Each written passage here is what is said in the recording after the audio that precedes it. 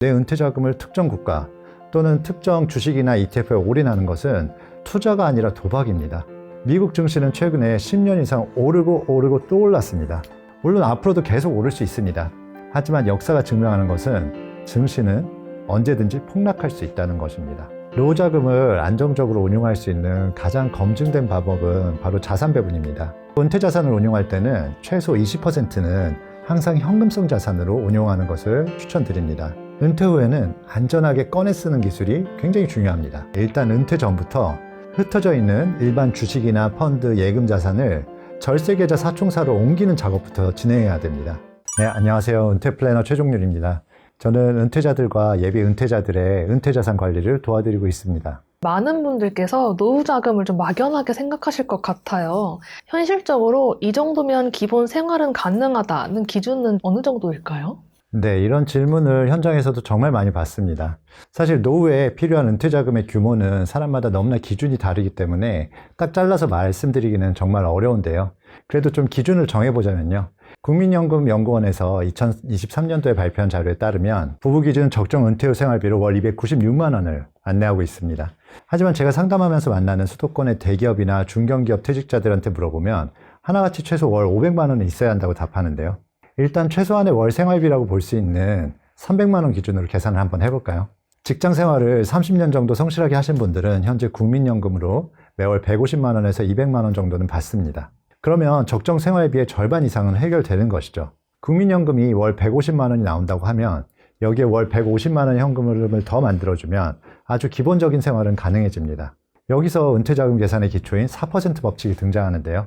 4% 법칙은 은퇴자금에서 첫 해에 4%를 인출하고 또 매년 물가상승률만큼 인출액을 늘려나가면 은퇴기간 30년 동안 은퇴자금이 고갈될 가능성이 매우 낮아져서 안정적인 은퇴 생활이 가능하다는 겁니다.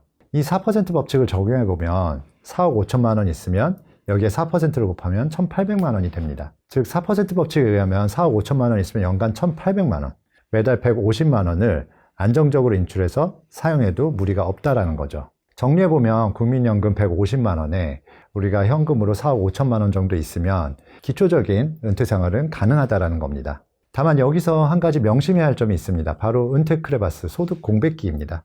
현재 국민연금 수령 연령이 63세에서 65세이기 때문에 50대 후반에 퇴직하고 연금을 받기 전까지 최소 5년에서 10년 가까운 이 크레바스 기간을 어떻게 버틸지 반드시 미리 계산해 두어야 합니다. 요새는 퇴직금을 일시금으로 수령하지 않고 연금으로 굴려서 노후를 준비하는 경우가 많은데요. 사람들이 많이 하는 위험한 운용 방식이 있다면 어떤 걸까요? 최근 상담을 하다 보면은 아찔할 때가 많습니다. 상담을 하면서 지금 자산을 어떻게 운용하고 있냐고 여쭤보면 굉장히 자랑스럽게 말씀하시거든요. 지금 S&P 500이나 나스닥 이런 데 100% 투자하고 있다. 그리고 수익률도 굉장히 좋다라고 말씀들을 하십니다. 최근 몇 년간 미국 시장이 좋았다고 해서 내 은퇴 자금을 특정 국가 또는 특정 주식이나 ETF에 올인하는 것은 투자가 아니라 도박입니다. 우리가 역사로부터 교훈을 얻어야 합니다. 우리가 역사를 배우는 것도 과거의 실패로부터 배우기 위함도 있잖아요. 멀리 갈 것도 없습니다. 미국에서는 1980년부터 2000년까지 굉장한 호황기였거든요.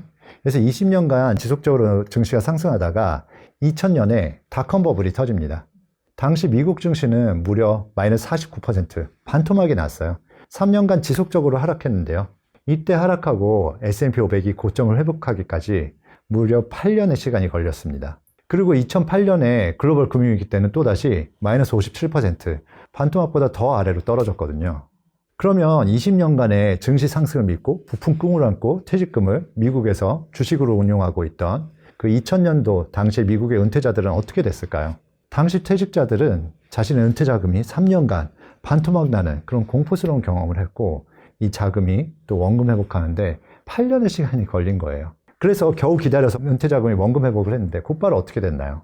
2008년에 더 크게 거의 60%가 빠진 거예요. 그래서 2000년 전후에 퇴직한 퇴직자들은 10년 이상 아주 고통스러운 시간을 보낸 겁니다. 근데 역사는 늘 반복됩니다. 미국 증시는 최근에 10년 이상 오르고 또 올랐습니다. 물론 앞으로도 계속 오를 수 있습니다. 하지만 역사가 증명하는 것은 증시는 언제든지 폭락할 수 있다는 것입니다. 그리고 폭락한 후 회복하기까지 상당한 시간, 10년 이상 소요될 수도 있습니다. 이 점을 반드시 명심하셔야 합니다. 투자 상품 가입할 때 늘 써있는 문구 있죠. 과거의 수익이 미래의 수익을 보장하지 않는다. 물론 S&P 500이나 미국 증시 위주로 투자하는 것이 나쁘다는 것은 아닙니다. 그리고 꼭 미국 증시가 폭락할 거라고 제가 말씀드리는 것도 절대 아닙니다. 하지만 내 은퇴 자금을 한 국가의 증시에 올인하는 전략은 상당한 리스크를 내포하고 있다는 것을 꼭 아셨으면 좋겠습니다. 다른 나라 주식을 좀 이렇게 해서 분산시키는 게 좀 방법이 될까요? 네, 일단 자산 배분을 할 때는 주식만 투자하면 안 되고요. 주식과 함께 채권도 보유하고 있어야 되고 금이나 원자재 같은 자산도 보유해서 포트폴리오를 다변화할 필요가 있습니다. 그래야 증시가 빠질 때 채권이 올라간다든지 금 가격이 올라가다든지 해서 하락폭을 줄이고 안정적인 운영이 되고요.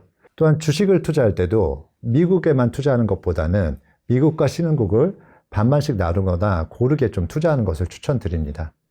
그렇다면 노후 자금을 좀 안정적으로 운용할 수 있는 방법이 있다면 어떤 게 있을까요? 노후 자금을 안정적으로 운용할 수 있는 가장 검증된 방법은 바로 자산 배분입니다. 지혜의 책 탈무드에서도 그렇게 얘기하죠. 자산을 3분의 1씩 나누라고 하거든요. 그래서 3분의 1은 토지에, 3분의 1은 사업에, 또 3분의 1은 현금에 투자라고 얘기를 합니다. 여러분의 은퇴 자금도 주식형 100%가 아니라 주식, 채권, 금, 원자재 등 서로 가격이 반대로 움직이는 자산들에 쪼개서 투자해야지 거대한 폭풍우 속에서도 견딜 수가 있습니다. 자산 배분 포트폴리오에도 여러 가지 방식이 있는데 그 중에서도 가장 대표적인 것이 세계 최대 헤지 펀드의 창립자인 레이 달리오가 고안한 올웨더 포트폴리오입니다. 올웨더 포트폴리오는 기본적으로 주식 30%, 장기 국채 40%, 또 중기 국채 15%, 금 7.5%, 원자재 7.5%의 비율로 자산을 나눠서 경제에 어떤 상황이 닥치더라도 리스크 분산을 통해서 변동성을 최소화하고 또 꾸준히 수익을 낼 수 있도록 해줍니다. 과거 수익률을 백테스트 해보면 연평균 7에서 9%의 높은 수익률을 기록하면서도 주식에 비해서 훨씬 낮은 변동성, 리스크를 보입니다. 특히 증시가 폭락할 때 하락폭이 훨씬 적고 또 어떤 하락장에서는 오히려 채권이나 금 같은 자산의 가격이 상승하면서 플러스 수익이 나기도 합니다. 결론적으로 은퇴 자금을 훨씬 마음 편하게 운용할 수 있는 방안이고 폭락장에서도 내 자산을 지킬 수 있는 운용 전략입니다. 또한 우리나라 은퇴자들이 은퇴 자금을 안정적으로 운용하기 위해서 반드시 고려해야 할 것은 달러 자산을 포트폴리오에 포함시키는 것입니다. 대한민국 경제 위기가 오면 달러 환율은 급등합니다. IMF 때는 달러 환율이 2,000원까지 갔었고요. 글로벌 금융위기 때 2008년에는 달러 환율이 1,600원까지 올랐었습니다. 달러 환노출된 ETF나 펀드를 포트폴리오에 포함해두면 위기 상황에서 내 자산을 든든하게 지켜주는 역할을 합니다. 세계적으로 위기가 생기거나 아니면 우리나라에 경제 위기가 생기면 위험자산, 즉 주식에 있던 돈들이 다 빠져나와서 안전한 곳을 찾아갑니다. 근데 세계에서 가장 안전자산으로 보는 게 뭘까요? 금이나 원유나 부동산이 아니고 달러를 세계에서는 가장 안전자산으로 봅니다. 그래서 글로벌 자금이 달러로 몰리게 되고 위기 상황에 오면 오히려 달러의 가치는 올라가게 됩니다.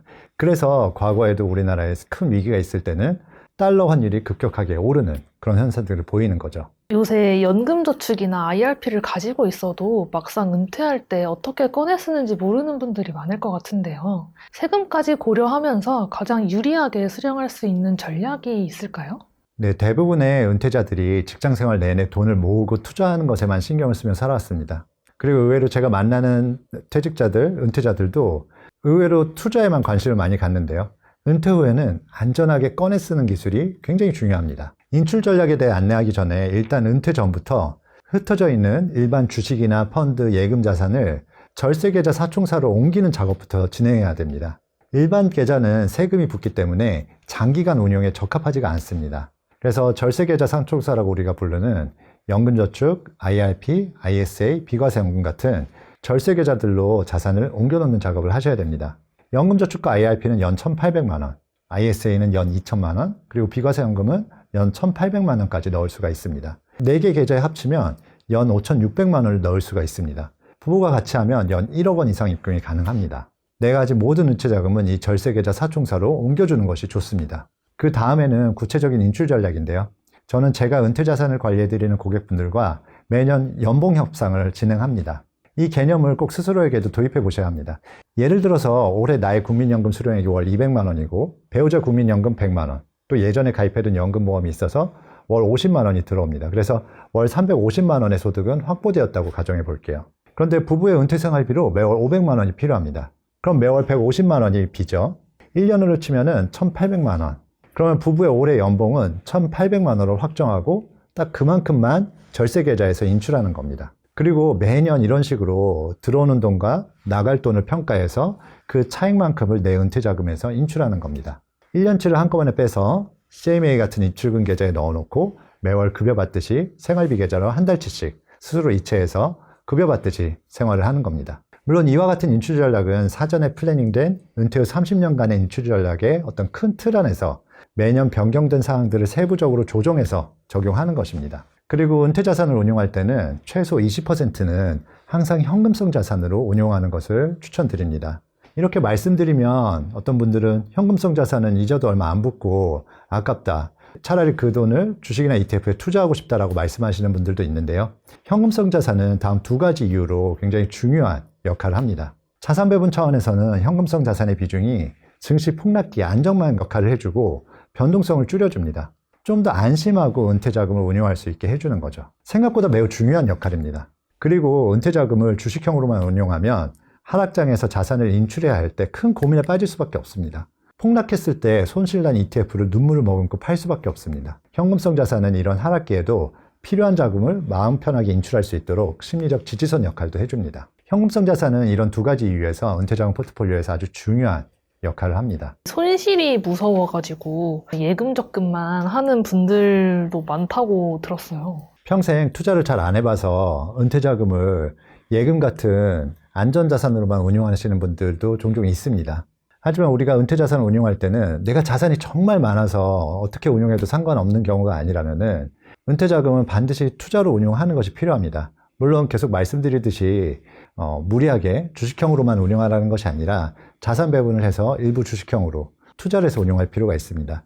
왜냐하면 물가 상승도 계속 이어지고 우리가 투자로 인한 기회비용을 놓쳐서는 안 되거든요. 실질적으로 우리가 투자 수익률을 2%, 3%만 올려도 은퇴 기간이 30년이라고 하면 꽤 큰 자산의 차이가 발생하기 때문에 내가 자산이 정말 많아서 상관없는 경우가 아니라면 반드시 좀 투자에 대해서 공부하고 자산 배분을 하면은 우리가 크게 시장에 휘둘리지 않으면서 투자를 하실 수가 있거든요. 그렇게 안정적으로 투자할 수 있는 방안들을 적용해서 자산을 운용하시기 바랍니다.